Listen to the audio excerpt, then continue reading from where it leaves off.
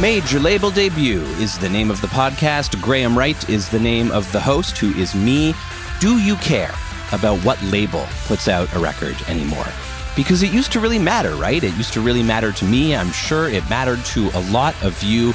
You know, there's just a way of following the output of a label kind of the same way that you'd follow the output of a band. You know that whatever they're releasing is going to be at least worth listening to. And I think that maybe secretly deep down, everyone who loves music thinks they can start a record label. But it has been proven pretty conclusively time and time again, very few people can actually pull that off. And honestly, even many of the people who do maybe shouldn't.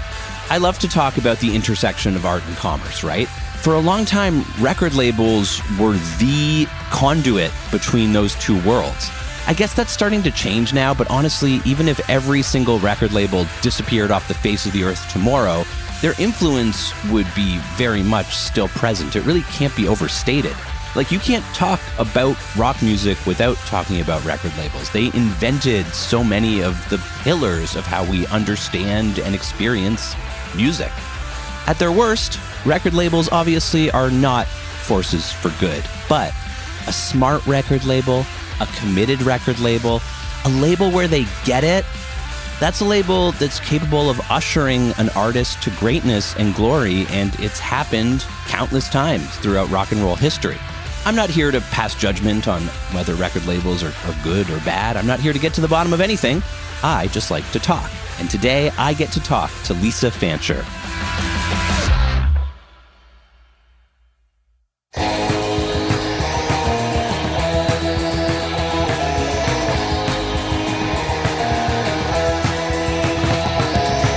Lisa is the founder and sole driving force of Frontier Records, a record label that everyone seems to agree is incredibly cool and really is the best case scenario of what a record label can be. They put out records by TSOL, Adolescents, Suicidal Tendencies, Red Cross, tons and tons more. Lisa changed the course of a lot of people's lives, and like I said, she pretty much did it entirely on her own. This is no walk in the park. So although, like every musician, I have done my share of griping about record labels, sometimes you do gotta hand it to them. And I gotta hand it to Lisa Fancher. She was amazing to talk to, and she had a whole bunch of cool stuff in her Zoom frame. So starting with that, here is my conversation with the founder of Frontier Records, Lisa Fancher.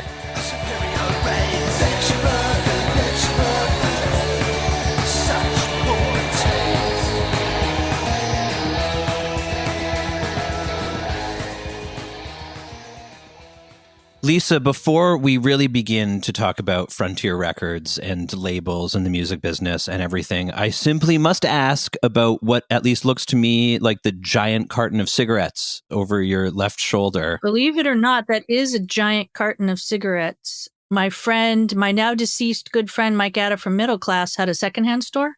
So one time I had pulled off the freeway because it was raining so hard and he had just got that in the store. And I was like, I must have that carton of cigarettes. It actually lights up too. Oh, amazing. Yeah, it was taken from the wall when they used to, rivet them to the wall. So it is sweet as heck. That is a perfect place to start, because something about curating a secondhand store and also shopping at a secondhand store is that you gotta have taste. Yes. It only works if you have the right kind of taste. And taste is such a hard to define and pin down thing, needless to say. And also it's sort of the thing that drives art in a lot of ways. It's, how people choose what they like, how people choose what gets put out in the world, et cetera, et cetera. You are clearly a woman of discriminating taste. And I'm wondering how soon in your life as a music listener, lover, collector, later, facilitator, et cetera, you began to realize that maybe you had above average taste. I have to say it was pretty early on because my older sisters, I have 3 older sisters, and now I have 1. Anyway, I went through their record collections and I would pick out the best stuff. And, they kind of liked everything or what was new or what was on TV. And I'd be like, Steppenwolf, good. Peanut Butter's Conspiracy Bat, whatever. But I was lucky enough to be there when they were opening their records for the first time, like Are You Experienced and things like that, where they would leave and they'd be like, that was okay. And I'd be, play it over and over and over and over again. And then I just started obsessively like going to, again, like thrift stores and like, I love that one Bobby Fuller song. I need to know if there's more songs or is there more 45s? And, I'd find Carol A. King of the Wheels and, What was grabbing your attention most at first? Was it simply the quality of the music? Was there like cover art that you were drawn to? Were there, different little things that got you? I got to say, being female, I definitely, I love the Left Bank because they were like cute and they had their bowl cuts. And then when I saw the Turtles, I was like, ew, they sing great, but yucky. I know that's really mean, but it's a certain feeling I got from things, it's like, just that electric shock feeling and your hairs on your arms stand up. And if it didn't do that, then, it was okay, but I didn't really seek it out. Do you remember the first record that really gave you that electric shock? I don't know exactly what it would be. I mean, I love the Beatles like crazy, but I think like probably just it was probably a Kink song because everybody loved the Beatles. And I also like the exclusivity of liking bands that everybody wasn't into, or can I turn you on to this, that kind of thing. So it would probably be some, You Really Got Me or something, I would say, where you really were just like knocked out, or the Yardbirds. Those are my two favorites, like mid 60s. It's so interesting. You've already identified, we're talking about taste and how ineffable it is. The aesthetics are such a big part of it. Yes. And then so too, for different people, some people really want to listen to what everyone's listening to, and other people want to listen to what no one's listening to and be the introducer or the curator. And it's amazing for me to go back and look at my meager record collection. Mm-hmm. I would never compare it to anyone's, let alone yours. And think to myself, oh, geez, when I was falling in love with this, getting an electric shock from this 20 years ago, it didn't occur to me that it might be because of the aesthetic, or it might be because I wanted to be iconoclastic, or I wanted to fit in, or et cetera, et cetera. And I mean, I don't know how much value there really is to interrogating those things at the end of the day. Oh, I think it absolutely is, because I haven't expounded upon this in any meaningful way, but my favorite bands always had the graphics, the way they dressed, and the music. Like it was all, to me, it was the triumvirate. And if it's not there, then I just don't care. I can use the example of Rocket from the Crypt. They had the suits, they had the horn section, graphics were incredible. Like they had it all going on. Or the Cramps, I could just name my favorite bands ever. And if they just look like they just rolled out of bed and got on stage, yeah, there's good bands like that. Sure. I won't name them, but yeah, it's okay. But I like the ones that really put a lot of thought into their whole thing. Was there a moment when you felt yourself shift from being a music buyer, in those days, especially when there was no streaming, there was lots of music buyers. People went to the store and bought music if they wanted to listen to music. You, I think it's safe to say, were more than that pretty quickly, right? You were a curator, a collector, a thinker about music. I can't remember who I ran into a lot. Oh, I was talking to my friend Andy Zaks. I'll drop some names. And we were talking about how, like, on a Saturday, you would go hit all the record stores. You go to the West Side and you go to House of Records, and then there was a few on Hollywood Boulevard, and I can't remember when Aaron's opened, and I would also go to the Capitol, the infamous Capitol Record Swap Meet. It was Sunday morning, but it was, I'd take the bus at like 4 or 5 in the morning, because I never ever thought that I was unsafe or that was a stupid thing to do. I'd be like, I need this Spencer Davis single and I'm going to find it this week or whatever. And I would just go go wait in the bus for Sun Valley to go to Hollywood. It's remarkable I wasn't killed by Richard Ramirez or the like, but. Good news for music fans everywhere that we got to keep you. Yes, exactly. The Capitol Record Swap, I found out about it when I was getting ready for this conversation. Okay. For other ignorant listeners like me, could you briefly outline sort of what that looked like, what that was? Because there's nothing like that now. Okay, so record collectors, being the fiends that they are, it started out, to the best of my knowledge, I might be speaking out of turn, it was all 78s people. It was people looking for 78s. And it was actually right outside of Capitol Records. I don't know who gave permission, or maybe the parking lot was independently owned. So those guys would, be there at 2 and 3, because they always have to get there earlier than the other guys. And I was pretty much alone all the time. And then gradually, probably when I started going, which I would say 72 or 73, it was all, imports, whatever. It was just rare records in general. And because I didn't even have a record player that played 78s. Nor did I even care about those until much later on.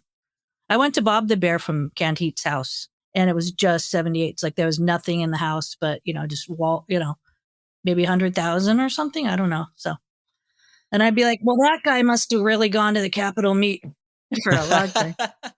And when you were going to the Capitol meet, you're still in high school at that point, right? I think I started going when I was in junior high, but it might have been like last year, but it was something like that. Yeah. And you were also DJing, playing tunes at the high school in the quad. Yes. I had a show on the quad, which was hilarious. So boy, nobody liked what I liked, because this, when I was in high school was 73 to 76. So everybody was all about Pink Floyd and whatever was that I hated. So I'd be playing Velvet Underground, the usual stuff, playing the Dolls and doing.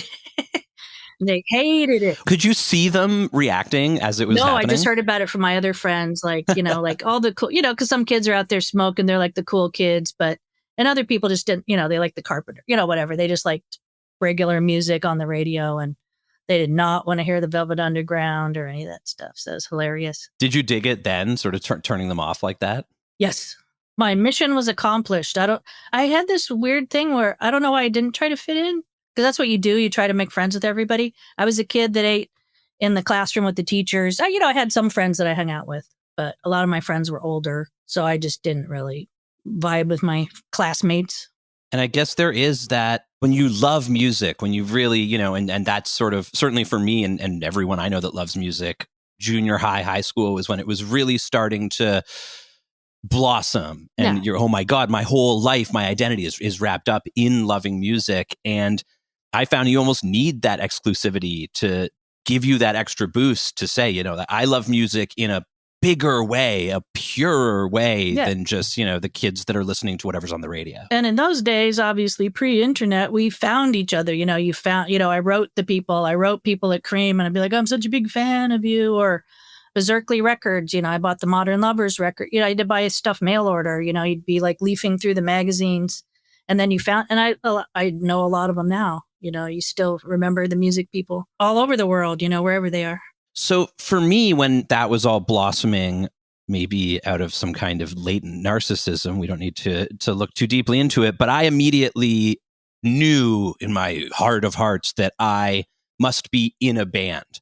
I have to be the one that's on the stage, on the record, in the photos, getting interviewed on Much Music, et cetera, et cetera. That was, it was the only path I ever thought of. Mm-hmm. It wasn't long before you were writing about music for Bomp and you started working there and got into the label side of things, which is what we're here to talk about.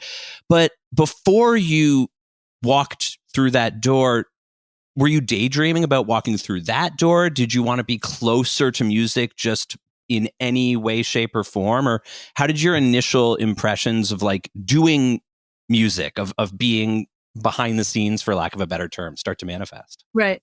As far as being in a band goes, I could only picture myself as being like super famous and the roar of the crowd and the adoration and limos, but I never pictured the slog that it really is in real life. So that part, and I'm also a total dictator, like it has to be my way or the highway. So I really never wanted to wish that upon other band members. And I wasn't a folkie, and I wasn't going to get up there with the guitar by myself. So, and I never really, I took guitar lessons and stuff. And sometimes I think like, maybe I could audition for the Runaways, but I never really thought about being in a band. I always wanted to turn people on to the music, not necessarily mine. So I probably spared people from some agony, I guess. We'll never know. We'll never know. Maybe I'll start a band right now. Maybe you should. You can change tracks of this podcast right now and just start demoing. Yeah. You were really confident right off the top, it seems like. Did it feel that way to you? I was. I pretty much I had a bunch of these really dodgy, my sister's 45s and stuff. So I wrote Greg Shaw a letter. I was a big fan of his because he did Phonograph Record Magazine, and he worked at United Artists, and he worked with all my favorite bands. Like I loved Roy Wood since I ever heard his name. And so I wrote Greg, and I was like, oh, I have a bunch of my sister's records. They're really great. You'll love them. You could probably sell them for a lot of money because, they had the mail order business. And then I was like, by the way, I'm the best writer. Like, you guys are terrible writers. I know you know everything about music, but I'm way better than you guys. And I guess he was tickled by that.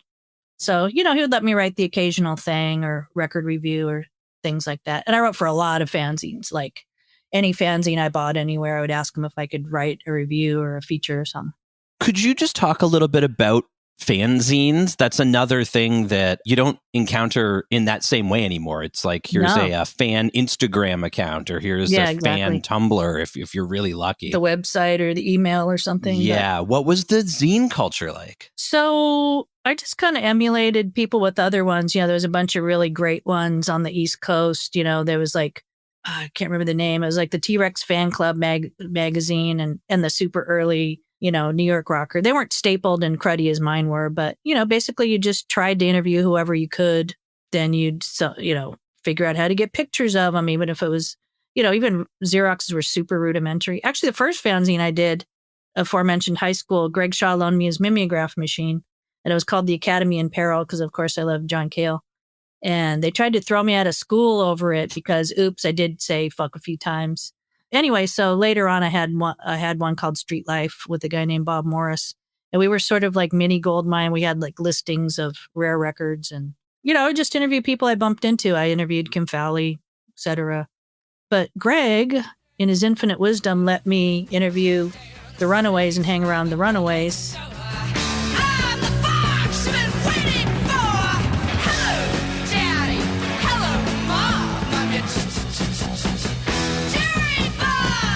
He and Kim wanted to put together an all-girl band. So Kim liked me from the start and was like, she's going to write it because she's 16 too. So I wrote the cover story when I was in high school. So that further separating me from my classmates. Like, what is your problem? They're terrible, you know.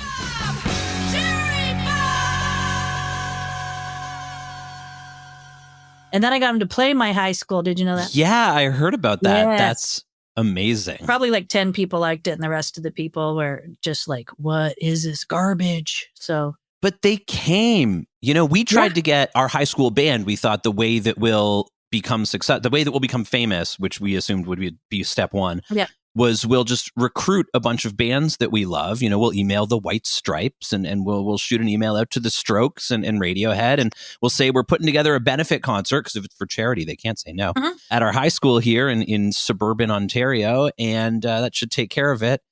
They didn't write back, and the show never came together. The Black Rebel Motorcycle Club wrote back, and they said, we'll come do it if you pay for our flights from England.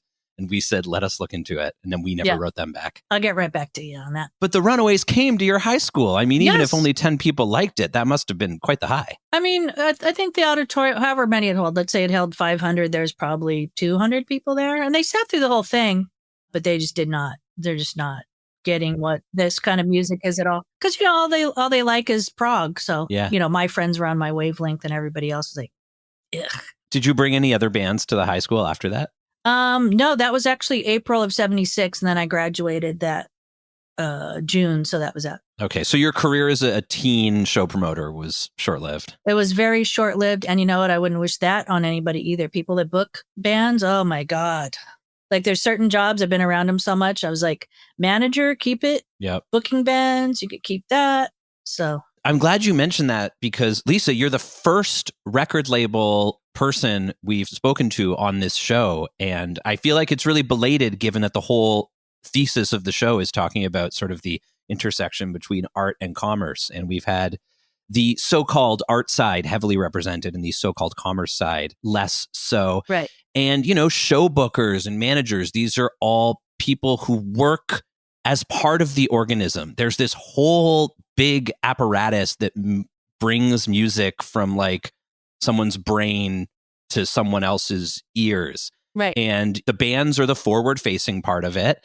But there's all kinds of other people, and those contributions are so influential and important, especially in cases like Frontier Records, the label you started. So all of which goes to say, I'm just really glad to talk about that.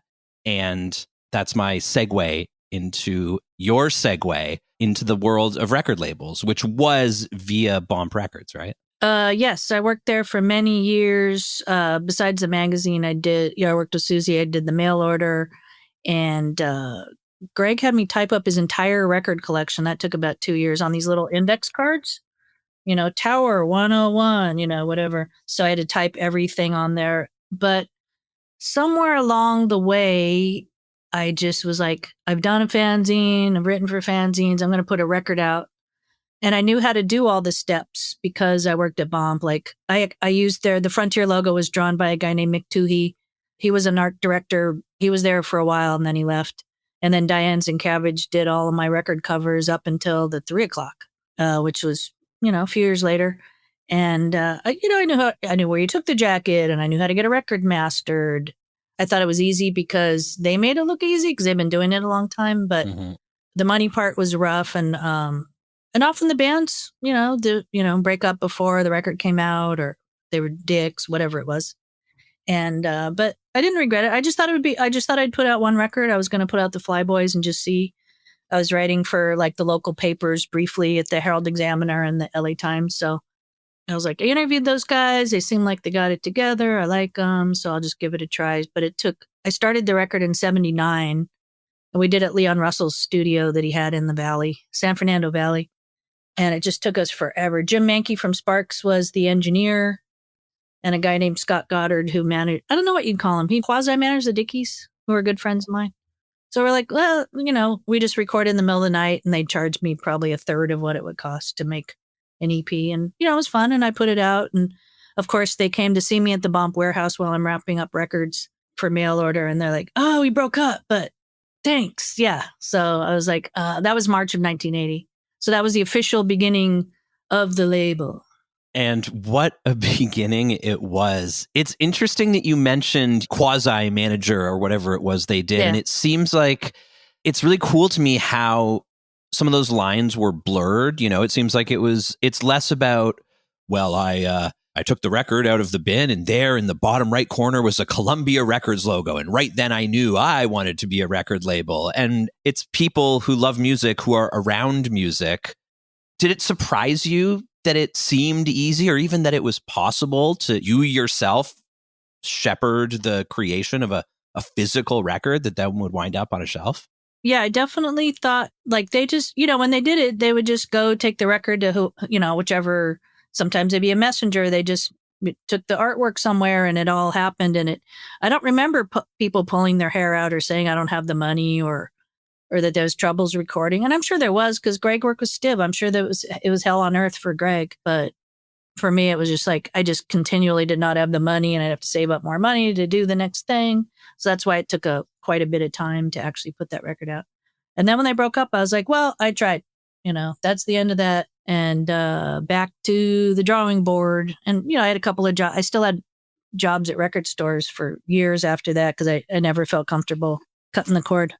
Did it sounds utopian to me from here, sitting here now. It just sounds like, oh my God, could it ever have been so pure of intent and execution? Did it feel that way?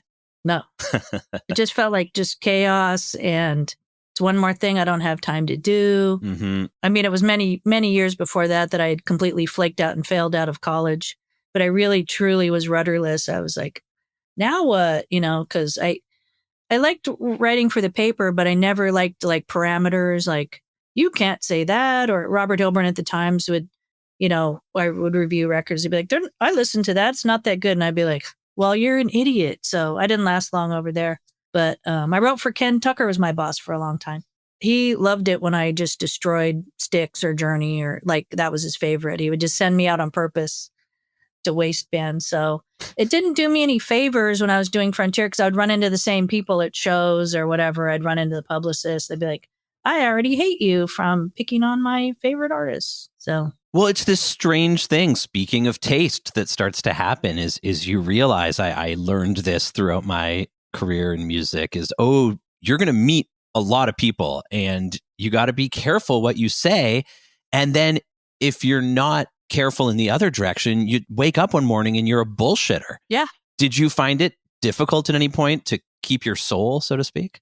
No, I just let it fly. There's, I can tell you like the hoof and mouth disease I had. I probably cost some bands their major label thing. I was a big fan of The Quick and I ran their fan club and stuff.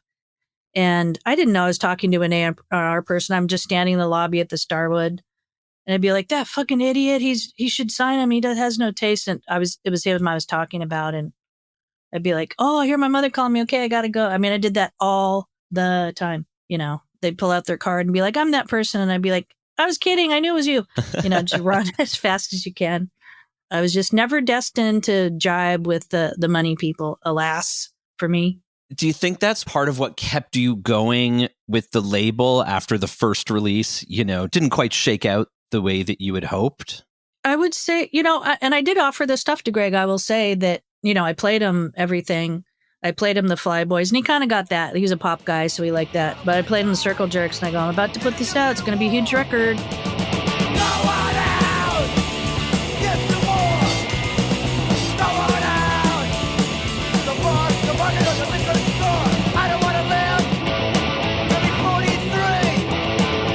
And he was like, this is terrible stuff. Like, good Lord, what is this stuff? And I, tell him what was happening in HB with the kids, and they had their own look. And it wasn't like the Weirdo Zeros thing. It was a whole new thing.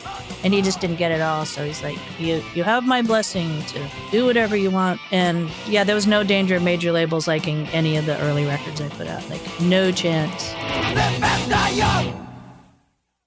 Did you find that running a label, being the label, because it was really just you at this point? Yeah, absolutely. 100%. Was that a comfortable spot for you to be the boss and, say what you wanted and do what you wanted and champion what you wanted? Yeah, very much, because it was all my vision. But also there's nobody to blame it on when you totally fuck up. It's always good to have somebody there to blame things on. But no, it was 100% all on me, whatever it was, so buck stopped there. Oh, yeah. It's like how bands, whenever, the plateau starts to happen, oh, geez, we're not growing anymore. Let's just fire our manager. That'll do something. Must be the manager's fault that we're not getting any bigger because we need to go that next level. I know. Oh, I know. And those bands thought that if they shed me and signed with IRS or whatever, that they would be like REM, and I'd be like, nope, you're still playing clubs. Some bands, went on and, did great things or were good musically, but it's just one of those things you can never predict. It is possible to mismanage or mislabel or whatever, fuck up a band's career for them. Of course, bands are plenty good at fucking up their own careers. Right. But as Frontier started to, you put out the Circle Jerks record and they didn't break up before the album came out, and people really liked that record and it started to go. They loved it. Like, I was so unprepared because I didn't think it was going to be the Flyboys Part 2, but I was shocked by how well it did, and I couldn't keep up with it, and I had no credit or I had no funds or anything like that. So what does that look like day to day back then? Like, you wake up in the morning and get ready. I would probably work at Bomp some amount of hours or maybe that whole day. And then I had a job at Vinyl Fetish, which was a record store in Hollywood. So I would either drive straight from there to that. I was still writing for the Herald Examiner a little bit. So sometimes it involved me dropping off my article to Ken Tucker's apartment, then going to work, then going all the way out to by Dodger Stadium, and maybe dropping records off too. So it was pretty crazy. But it was, that's a good problem, as opposed to not, like the record not doing well twice. I'd be like, okay, well, you don't have any taste, so get lost. Yeah, and instead it must have been very vindicating. Yeah, it was like, once I had the Circle Jerks and did well, then the Adolescents, I was at Bomp, as a matter of fact, I can remember, and they called me up and they're like, we hate Robbie Fields, and could you put out our album? Bad enough, I fight violence just to kill boredom. Makes no sense. Like people like Slash were just so unapproachable and huge. There was like almost no game in town at all unless people did it themselves or figured out how to do it. There wasn't many options, which was kind of nice in those days. This was 80, 81.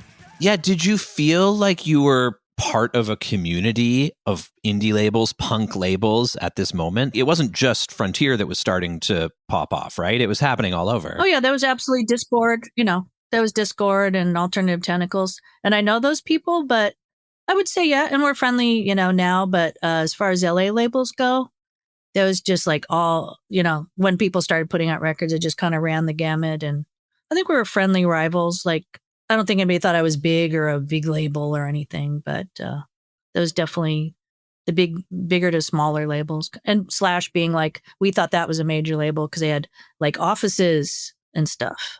Well, yeah, the hierarchy even within the indie label scene is so interesting to me, that there's indie labels that are truly one woman driving around dropping off records at stores. And then there's indie labels that have staffs and offices. And, Absolutely. You know, And we're like, how do you get to that point? Like, you took a flight of stairs up and it was a whole floor at Slash, and people were busy doing giant mail outs.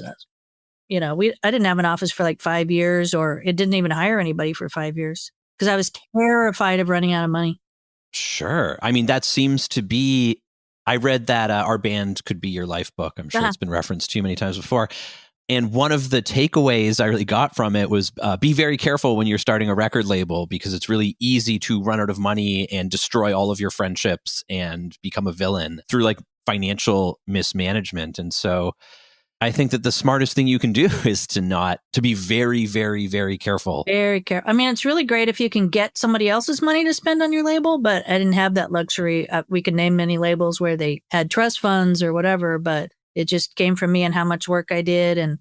But you know, the first couple of years I was free from distributors going bankrupt. So that was a whole new wrinkle on the whole thing, was getting stiffed when you're waiting for it so you could keep, put out another record, or maybe it was done in the can, but I couldn't do jackets or press it until I got money. And then it'd be like, oh, these people went out of business, or those people. So, and that's been ongoing up until I started my own distributor with Mike Beer from Beer City.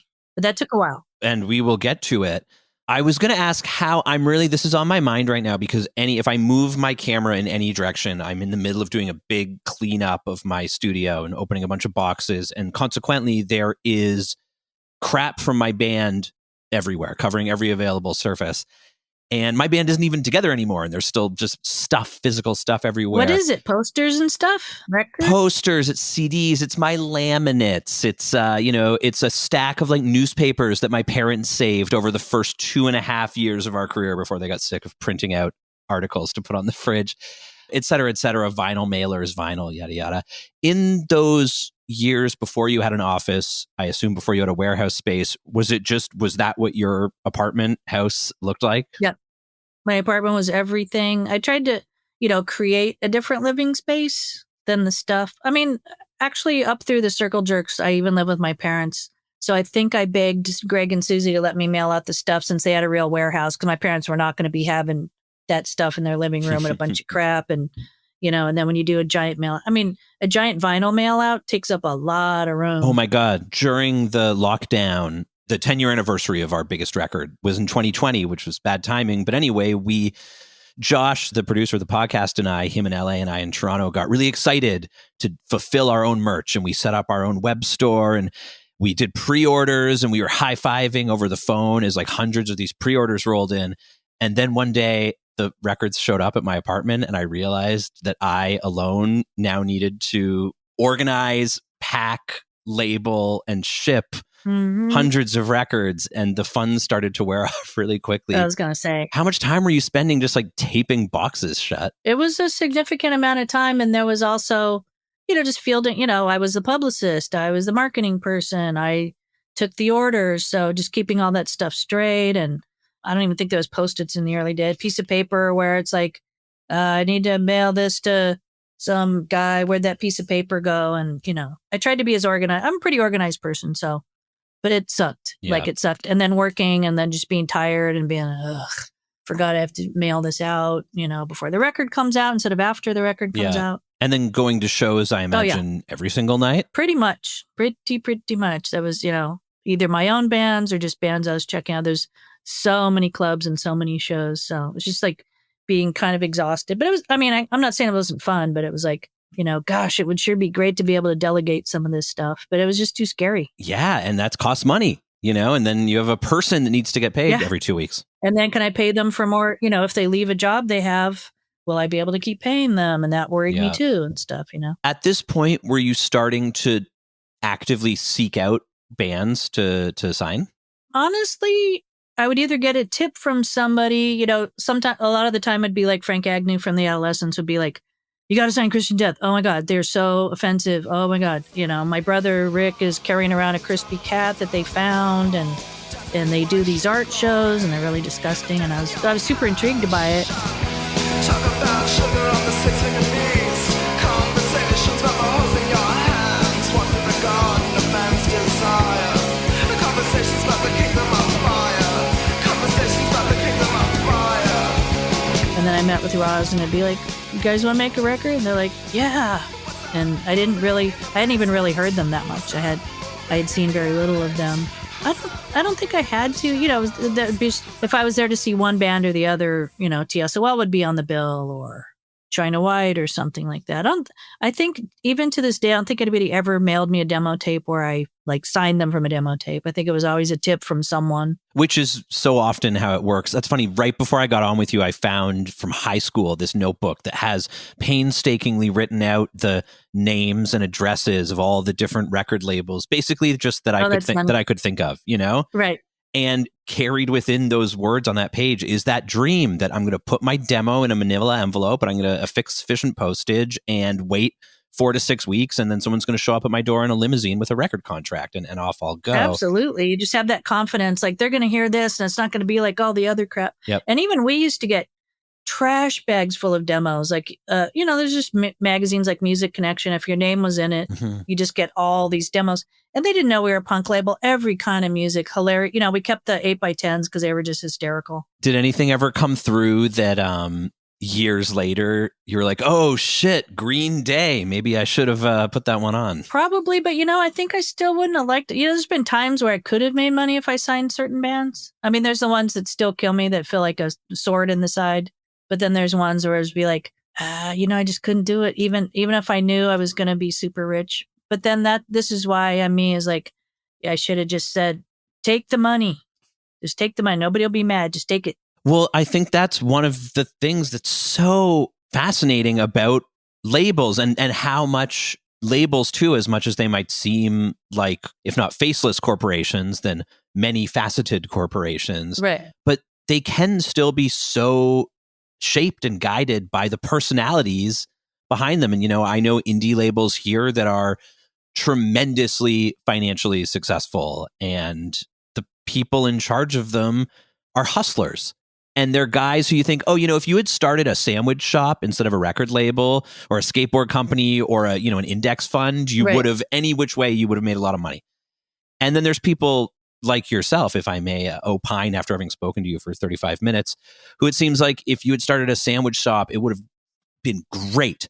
And the sandwiches would have been amazing every single time. And it would have been like the cool, good sandwich shop. And there would be no chain vibes at all. It wouldn't expand. It wouldn't get into that growth mindset, As the label kept going, as money became a consideration, obviously you weren't going out trying to sign the next Rush record to make $1 million, but did you ever find your compass starting to waver? Or did you ever have to have any hard conversations, even just with yourself, about whether you were going to, do something a little more for money than just for the love of the game? Well, I would go to those things like New Music Seminar and CMJ, and when I did finally hire somebody, his name was Graham Hatch.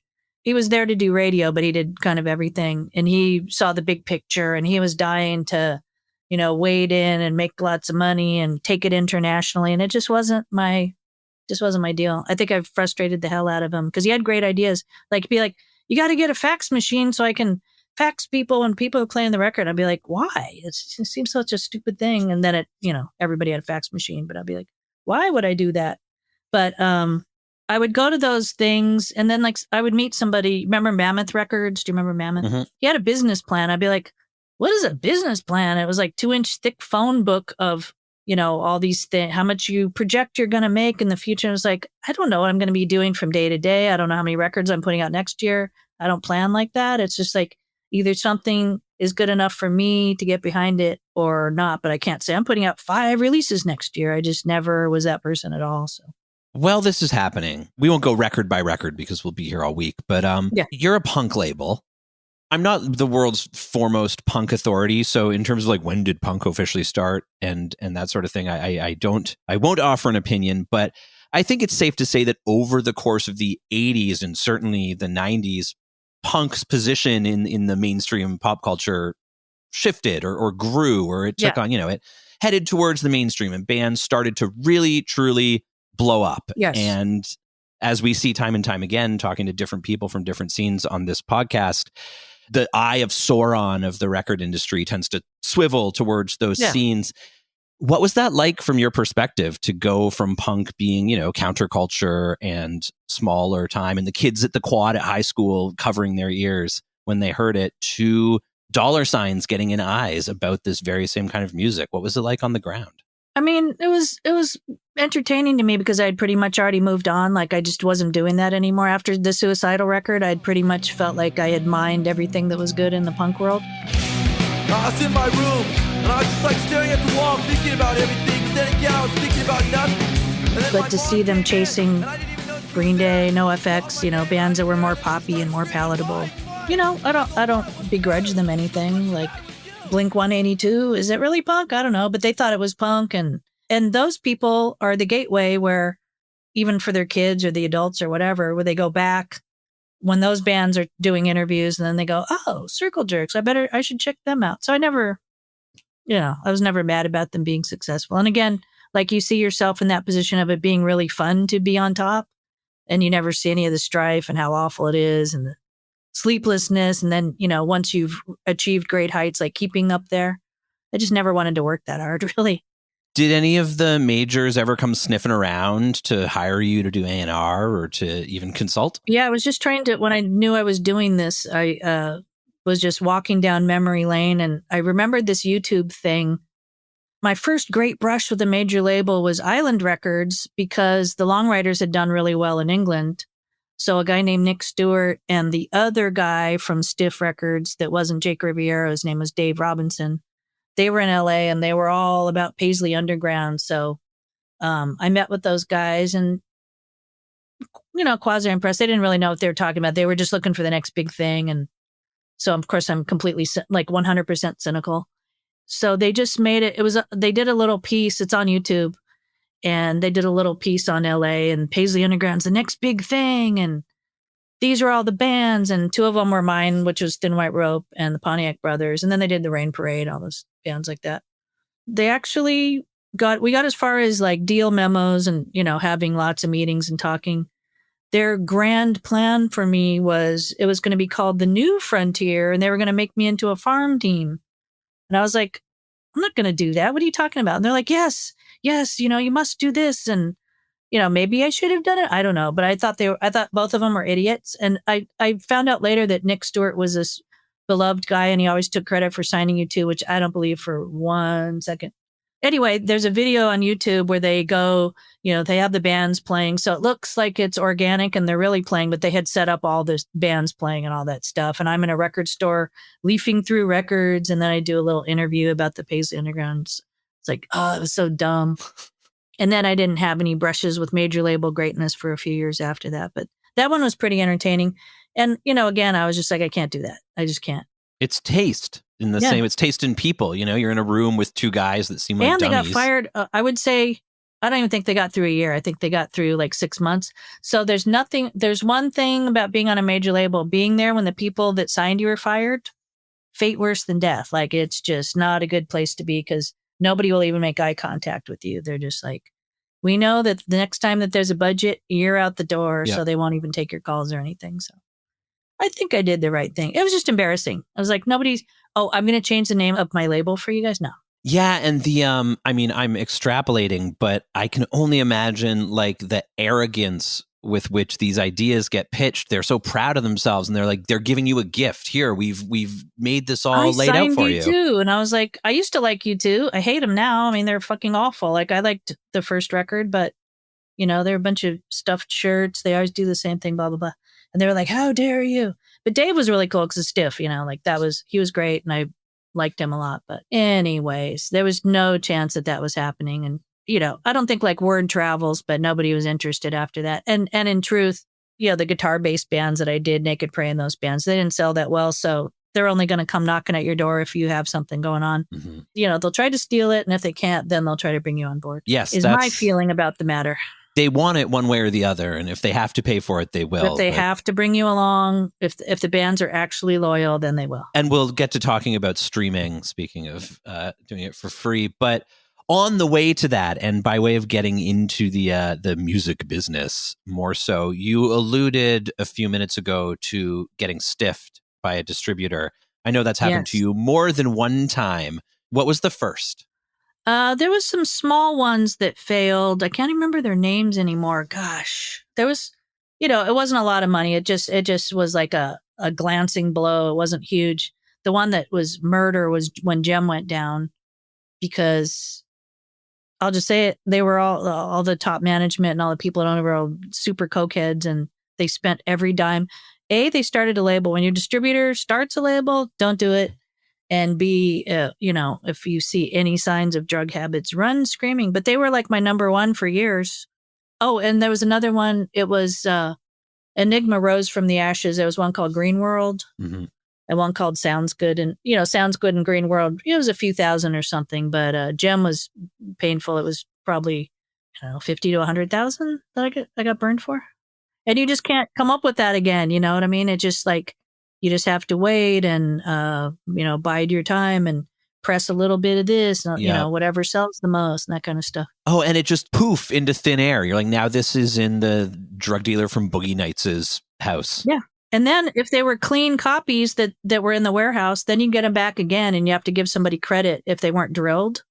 So that was fun. That I found out about. And it didn't even ever occur to me that, you'd have to take them in the dumpster out back and like pour water all over to make sure the records were destroyed. I remember the first time I heard about the destruction of returns. I was like, that's crazy. Yeah. So correct me if I'm wrong, but the basic, Okay. It's like, okay, so you make the Suicidal Tendencies record, and then I'm Graham's distribution. And so I say, I'm going to distribute those records. So I'll buy 100 of them from you. Yes. And I send 10 to each of my friends who have record stores. And then each of those record stores sells one. So they all have 9 left. They say, okay, well, we couldn't sell these other 9. They're going to send them back to me. Or if I don't exist anymore, back to whoever has replaced Graham's distribution. Back to the next person that carried your label. So when you desperately need to start getting paid, then the people that weren't on top of the deadlines, because you always have a schedule of deadlines that you have to return the stuff by. You take returns for a period of months, certainly weeks, but a period of months. But then in order to write off those records, you can't write them off and sell them, so you have to destroy them. I could write off. I mean, they made tax laws a lot different. I could write them off in the early days, but I think it was like tougher and tougher to do that because you didn't really know how many were out there. So you just be like, they did a little bit of lying, but it didn't help because at the end of the day, you still don't have any money for them. So it really doesn't matter. It's so heartbreaking. It's such a labor of love, especially the way you were doing it all by yourself. And then for the final fate of these things to just be to have a hole drilled in them or water poured over them. It was just something you didn't even think about, was things like things collapsing, because I don't know what it's like if you're in the stationary world or, I'm sure book imprints go out of, whatever. But in my world, it didn't even occur to you that like it would be a continual process of distributors failing. So anyway, long story short, I had a bunch of those happen in the late 80s. And the music business in general has been a collapsing black hole for many decades. Yeah. And probably ever since Mo Green was around. But I guess 89 or 90, I signed a deal with RCA. And it was supposed to be American Music Club, Thin White Rope, and the Pontiac Brothers.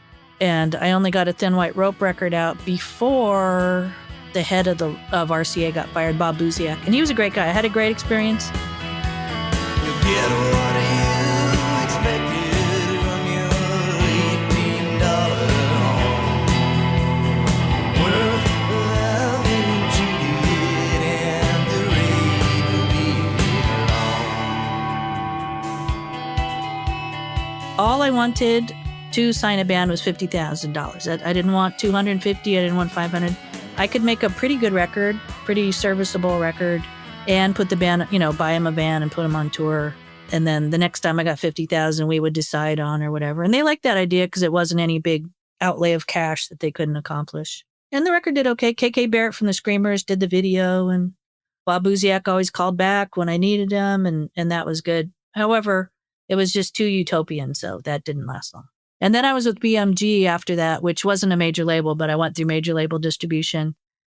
Nice people, wrong label, just totally the wrong label, 100%. We were just too small for them. They had really big best-selling shit. How does that manifest? Like, what is that? What What's like the mechanic of that failure? We just sent whatever extant goods that we had. We sent them and they either stickered it, or if it was a new record I had coming out, like they manufactured it in Indiana. Because they had real hits. They had plants all over the country. So if Rod Stewart was a hit, they could just press more or whatever. So I ran into the interesting problem was that the women in the warehouse wouldn't touch certain of my records, which I thought was hysterical. Loved it. Christian Death, they would not even put gloved hands on it. They're like, we're too religious for that. And so BMG was like, we tried like 3 of our plants and, anyway, things kind of were like this. And then they were just like a total mess. I think it lasted 3 years, but it was really limping along. Because it'll happen with like when you're a small thing. We ran into this. Well, it's been really interesting. And I want to talk about format shifts. But during the vinyl resurgence, something that we found more and more was happening to us was we'd have, a pressing of 500 or 300 LPs in a queue. And it would strangely keep getting bumped out of the queue because they'd be like, well, we're going to manufacture 100,000 Taylor Swift Record Store Day exclusives. Or the hell of Record Store Day. That's a whole nother conversation. But there's whole record pressing plants that just press rumors. Like they don't do anything but rumors. Like 24 hours, because somebody always buys rumors. And if you have a record store, if you get a used copy in, that's the first thing people will just head to the used bins. How do you not have one already? How do and it's just the bane of my existence. Because ever since I worked at record stores in the 70s, I hate that fucking band. I hate that record. So it still haunts me everywhere I go. It's amazing how everything is an impediment. Everything is like everything is an impediment. But Record Store Day, once people started buying records again, it's like, okay, stop, because you have to hit all of your deadlines starting the November before that April. I don't even know when it is now. I don't even know when Record Store Day is. I gave up. I just gave up on it. There's 2 a year now? Yeah, it's 2 a year, but they moved during COVID. It was always sort of tax time, and then it became June. I don't know when they have it. Anyway, your deadlines start the November before. And if you miss your deadlines or they don't have it or they don't have the goods, now they've taken more and more control over it. But it just drove me absolutely crazy. And it didn't really make something sell a lot more or bring it to another level because everybody got in on it. So we could whine about them forever.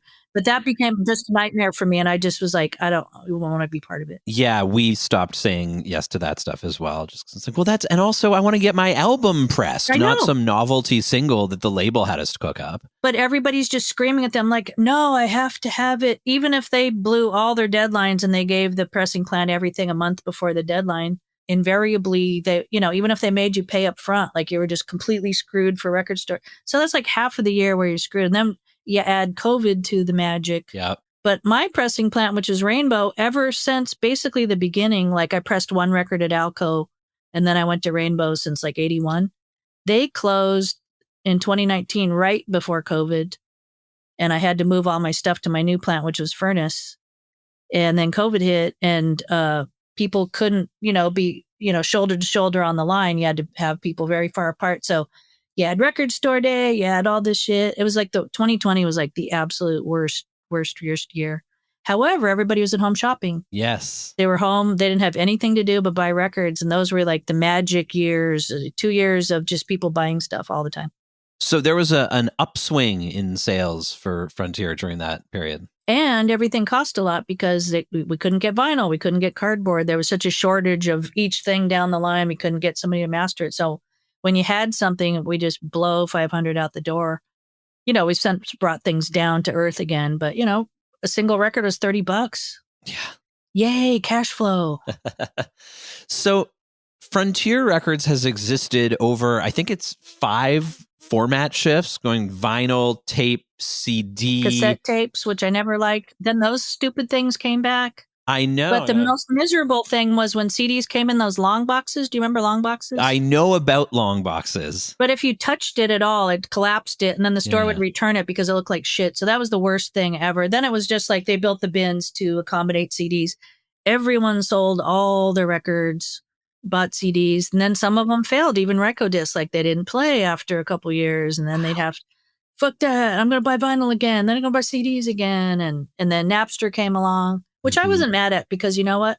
I don't think it was, I did not love people stealing stuff, but it turned people onto a lot of bands. You could just LimeWire or whatever. You could hear things, it was easy to hear things. All of a sudden, and this is when I was, 13, 14 is when Napster was coming out. And so just as I was coming online as a music lover, it became pretty easy to get not just, the B-side by your favorite band, but a B-side by the most obscure band you could even imagine. And bands just something you'd only heard of, and you could at least hear it or put it on your own computer or something. And I found a lot of people did buy the record after they heard a track. Didn't love it, don't love Spotify, but, it is what it is. And speaking out against Napster, really horrible idea, especially if you're an indie label. Just don't.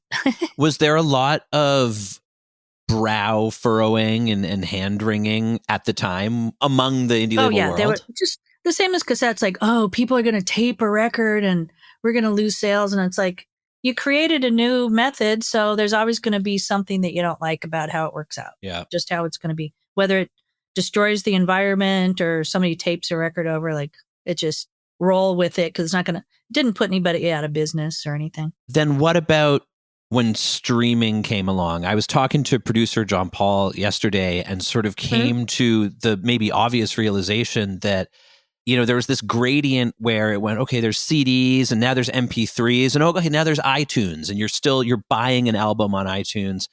And then there's streaming. And I remember at the time feeling like streaming was the next iteration of iTunes. But now I feel like, oh no, iTunes was more like Tower Records than it was like Spotify. Yeah, people were still buying a whole album. I had the option of you could buy a track or they had to buy the whole album or something like that. Like you had some choice. But there was like really super early bird. There was e-music where it was a subscription based. There was just like every kind of people trying to get something off the ground. So iTunes was the first time. I still use it sometimes. Mm-hmm. I buy stuff on Bandcamp all day long. Like Bandcamp's great. Love it. Somebody tells me they put a new thing. It's not going to kill me to spend $3 if they put a single on Bandcamp. It's not going to kill me. I don't need to stream it on Spotify. I don't even have Spotify. I'm so bitter about Spotify. I don't even have it. So there. So because usually, we have bands on, and speaking of it not being beneficial to talk too much shit publicly, talking about becoming a bullshitter. I certainly did some DSP bullshitting in my time because you want to get on the playlists and you want to get on the Discover Weekly or whatever. But let's talk about Spotify and streaming in general just for a second. And because I know that you have spoken before about how the major labels, I don't know if corrupted is quite the right word because it's not as though Spotify was ever perfectly pure, but they jumped in at the beginning and made sure they got themselves a pretty sweetheart deal, right? Yes. They got the money when they were suing the shit out of it for copyright infringement. They got all the money in the sweet perks, and we still don't even know what that is, but it's a bazillion times more than indie labels did. And then everybody else gets all the crumbs, but we don't even know, like, it's not like you sign an agreement with Spotify, like, I need this much money for this many plays. It's like, it could be 1 billion plays for a penny or whatever. They have so many tiers and they keep that secret. Mm-hmm. And I know because I've been in a lawsuit for a long time about this shit. They keep that more closely held than Coke keeps their formula. Like, you do not know how many streams, or you can't say I want to be this tier, but not that tier. It's just like, if it's the free one with the ads, it could be like 1 zillion things. Just one statement for 1 month is 17,000 pages. And you just give up. Like, you can't even go through it. You can't audit it. Yeah. And you can't complain either. It's just like, it is what it is. But people love it. So at the same time, they're like, I sold all my records now because I just listen to Spotify. Yeah. And I'll be like, your soul is zombie, fuck off.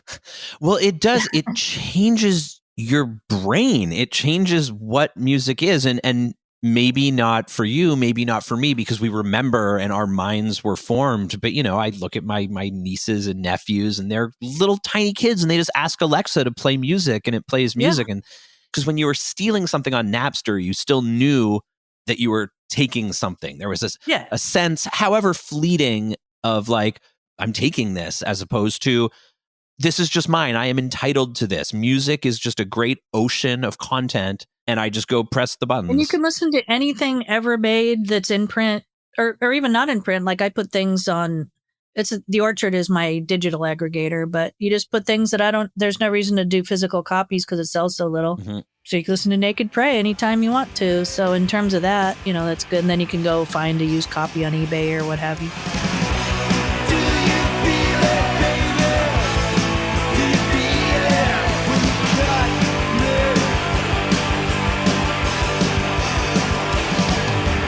But yeah, it's like, and that's the predominant format now. So I don't know if something will give if people ever buy physical copies again. Yeah, they could do record store day all day long. I don't know if it'll ever bring back the music business. It's really interesting to me how I have a friend who plays metal, and it seems like in the metal community, there's a real sense of like, we're buying the record, we're buying the t-shirt to support the band first and foremost. Yep. It's a way of giving.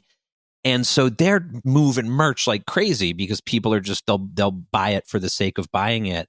And I begin to wonder if indie music and punk music and other genres are going to start moving more and more in that direction of like almost passing the hat as the actual, the music itself becomes increasingly internetified. I would say as a class of music or as a genre, like punk people do not like, they hate CDs. They always hated CDs. Like they really want vinyl. Like they're super vinyl loyalists. Why do you think that is? Is there something punk about vinyl?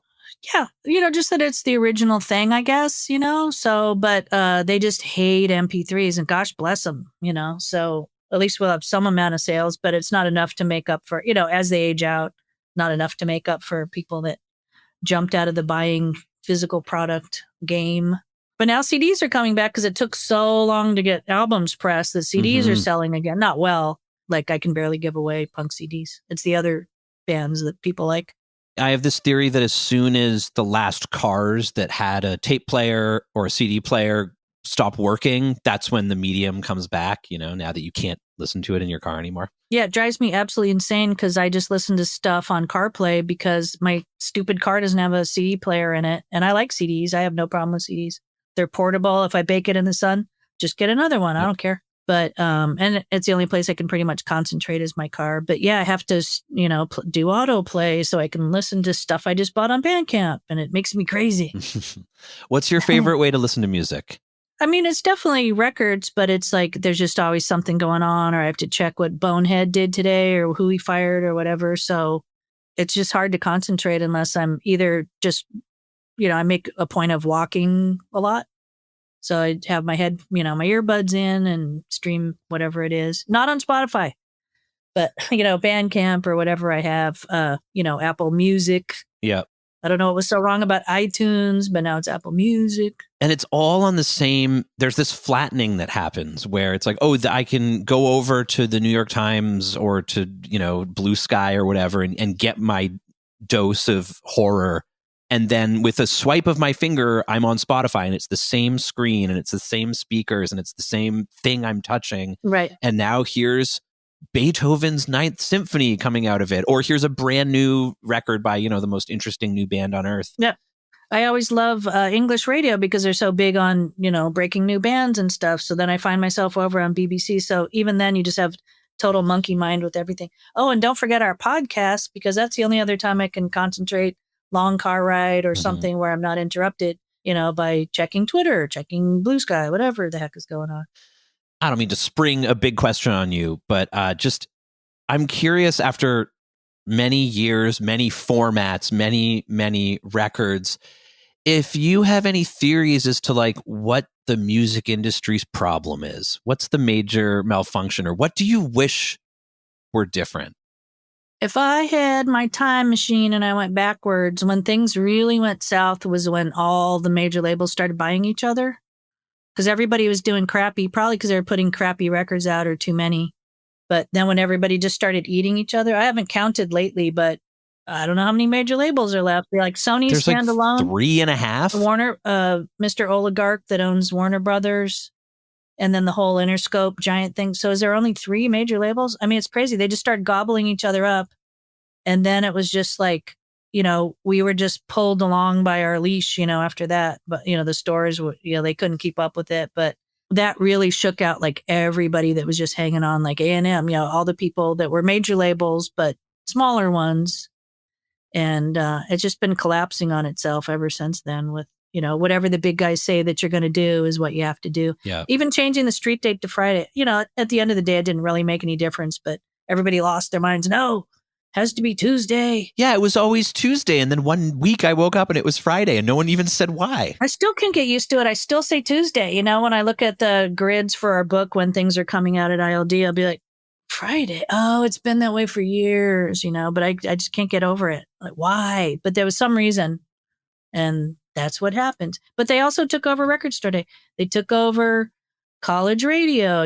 They're like, oh shit, we need this stuff to break our bands. When we sign these cool indie bands, they need to play our records and not your records anymore. So, and it's the same. I mean, I know it happens in the States with Clear Channel, and here in Canada, all the cool alt rock radio stations that sprung up in the 80s consolidated, and then the consolidated company hired consultants to come in and normalize everything and make it more optimized and efficient. And then you fire all the DJs and you just play a cart with all their whatever format or whatever the hell it is. I got to go visit K-Rock. I was in LA like a decade ago, and there was a guy showing us around. He was really friendly and nice. And there was a DJ in one room. He said, oh, what that guy's doing is recording like generic hits for a Jack FM, which is just another station. They're paying this guy to come in and like hammer nails into his own coffin. And they're like, yeah, what, give up show business? No way.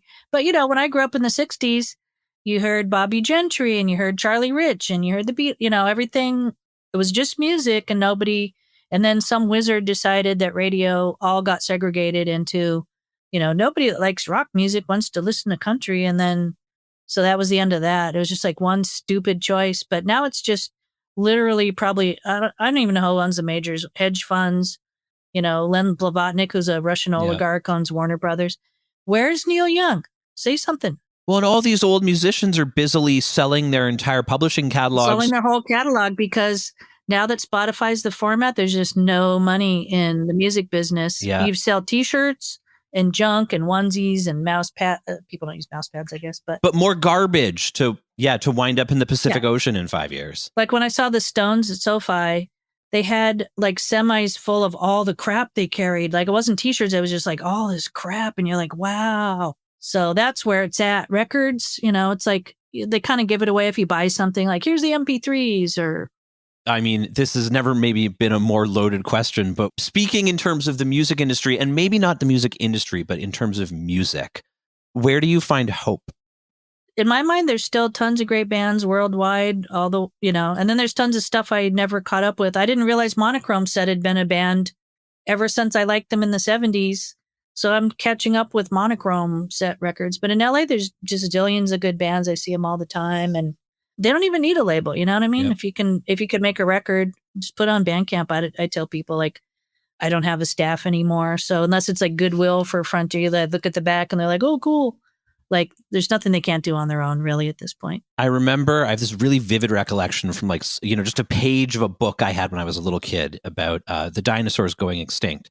And I'm sorry if this is not a flattering comparison for indies, but it had, there's all the big dinosaurs and the megafauna and the big plants and everything are dying in the ash cloud from the asteroid.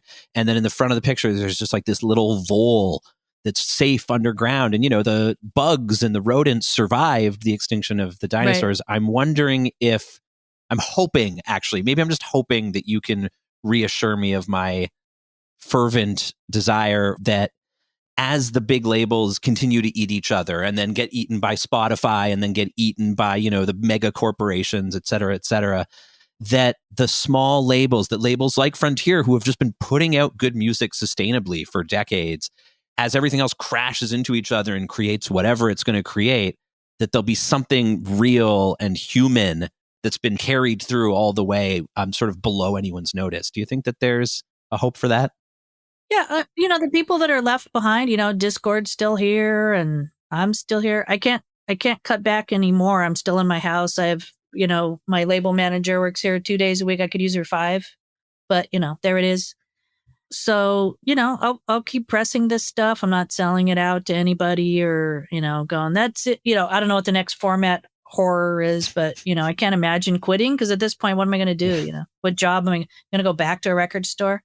I even go to my friend Bob at Freak Beat Store. I'll be like, I'll work at the counter just so I can yell at people. And you're like, no, you're not going to be anywhere near nice people that have a nice question for you. And I'll be like, I'll tell them to leave their bed. Anyway, so you just don't want me to be around the working public at all. But I'm putting out, we found extra demos that the Flyboys made. So I'm going to reissue that record with some extra stuff.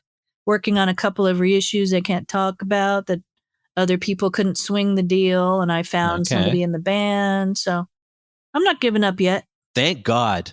What's it like looking back? You started when punk was pretty new, and now punk is a institution, and there's reissues. Speaking of records, I was at a record plant, and everything was on hold while they pressed a zillion copies of the American Idiot 20th anniversary edition or whatever.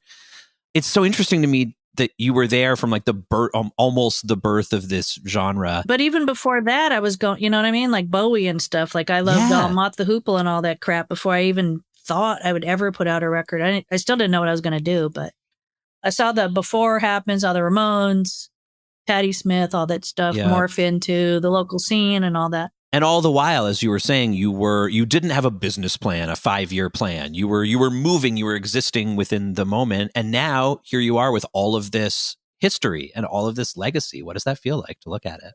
Well, right now I'm doing a podcast. I'm supposed to be writing a book. I've had a book deal for, I don't know, about a year and a half.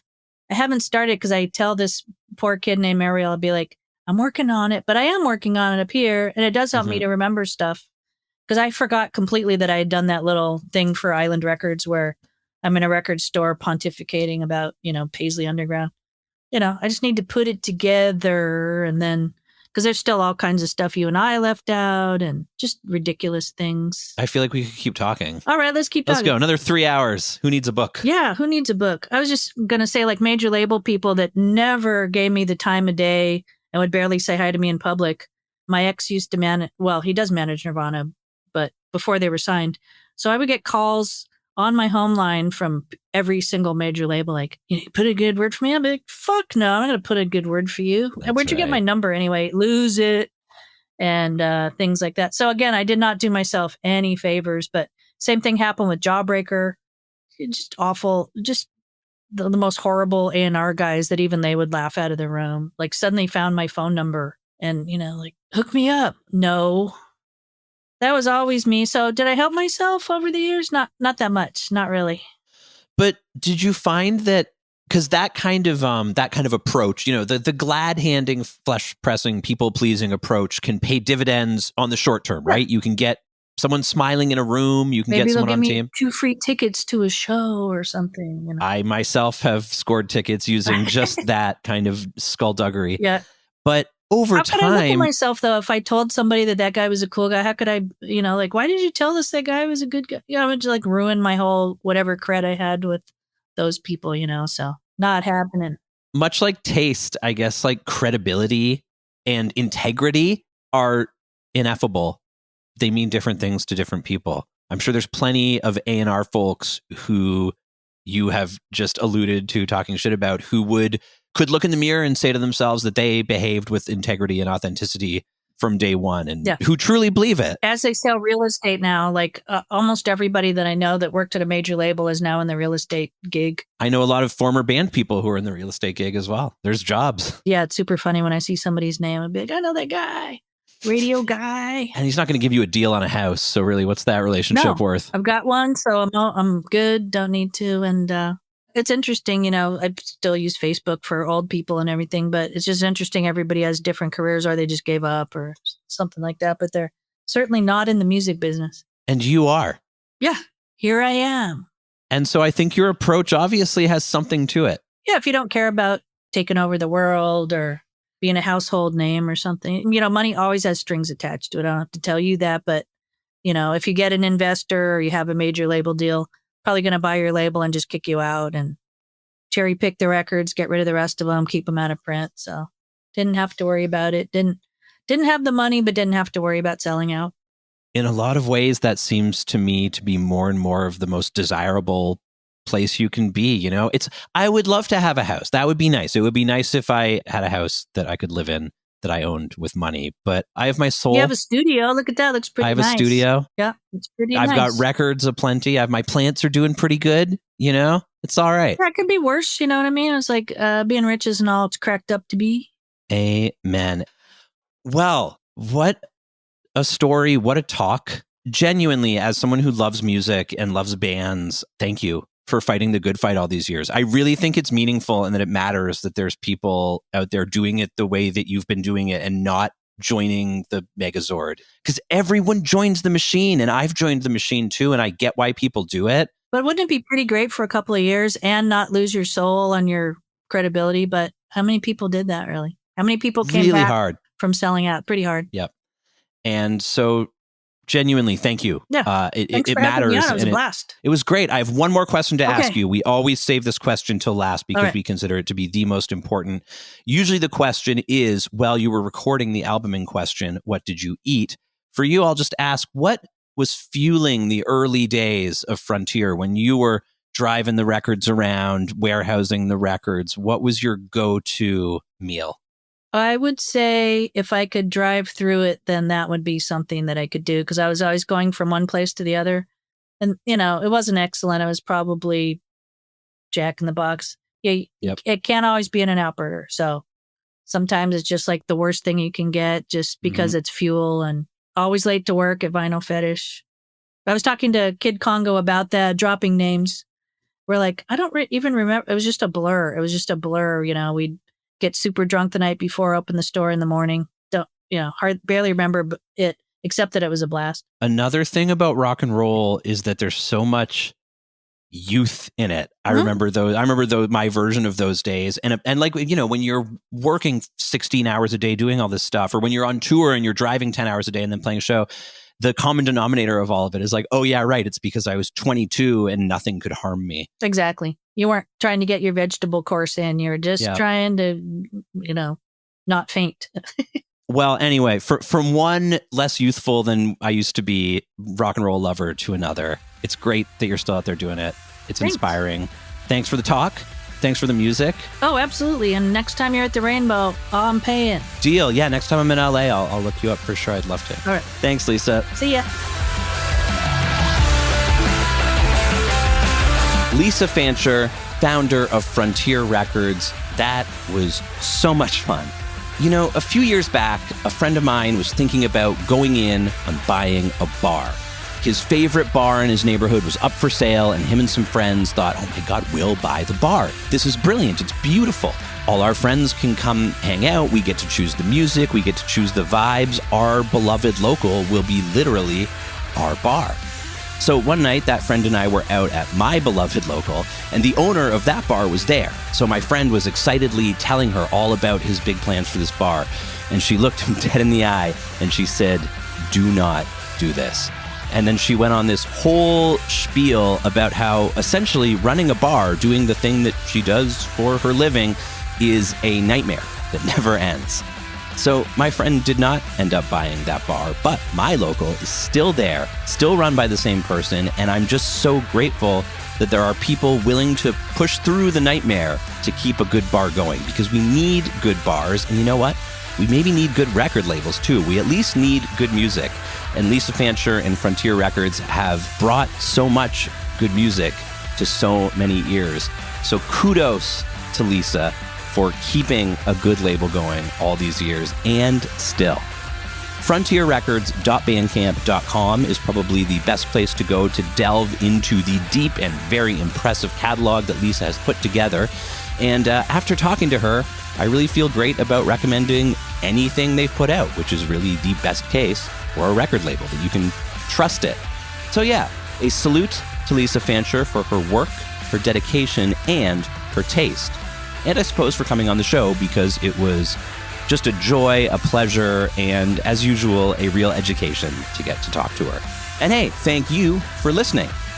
Major Label Debut is produced by John Paul Bullock and Josh Hook. Our music is by Greg Alsop. We're on the internet, if you can believe it.